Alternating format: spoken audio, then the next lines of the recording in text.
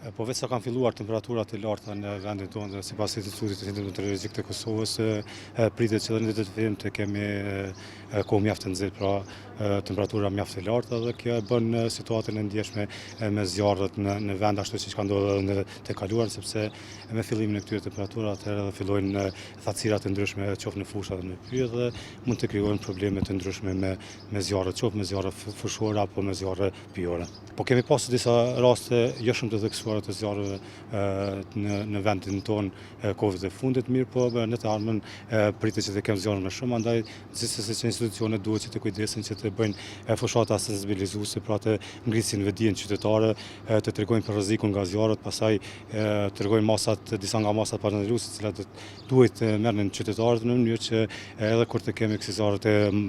kemi sa më pak pasojë, sepse po shihet që kur po ndodhin zjarret më së shumti në pyje, atëherë po digjen hektarët e tërë dhe përveç që po rrezikohet flora dhe fauna, pastaj